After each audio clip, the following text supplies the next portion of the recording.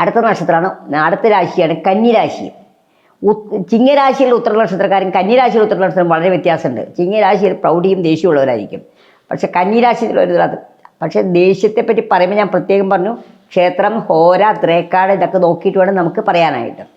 കന്നിരാശിയിലുള്ള ഉത്രം അവസാന ഭാഗം എന്ന് പറയുന്നത് സ്ത്രീകൾ കന്നിരാശി ജനിക്കുന്ന ഉത്രം ലക്ഷ്മി ദേവിയിലാണെന്നാണ് പറയുന്നത്.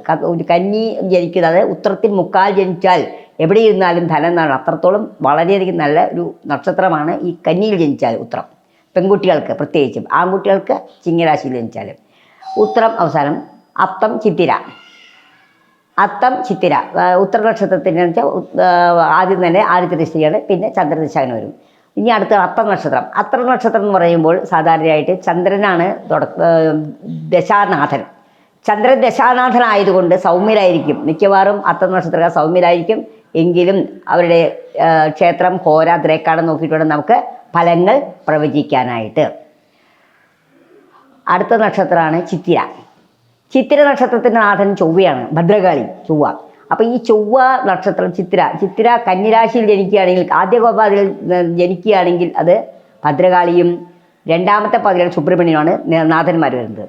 അപ്പോൾ ഈ സുബ്രഹ്മണ്യനെയും ഭദ്രകാളിയും പ്രാർത്ഥിക്കുക, അവർക്ക് വേണ്ടുന്ന വഴിപാടുകൾ ചെയ്യുക, അഭിഷേകങ്ങളൊക്കെ ചെയ്യുകയാണെങ്കിൽ ഈ ദോഷങ്ങൾക്ക്, ബാലാരിഷ്ടകൾക്കൊരു ശമനമുണ്ടാവും.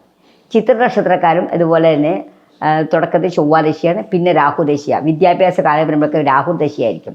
ഈ രാഹുദശയിൽ സർപ്പബലി കഴിച്ച് നമ്മളതിൻ്റെ പരിഹാരങ്ങൾ തേടി കുട്ടികൾക്ക് വിദ്യാഭ്യാസ തടസ്സങ്ങൾ, ബുദ്ധിമുട്ട് വരാതെ നമ്മൾ ദശാപഹാരമൊക്കെ നോക്കി കൃത്യമായിട്ട് ചെയ്യേണ്ടതാണ്.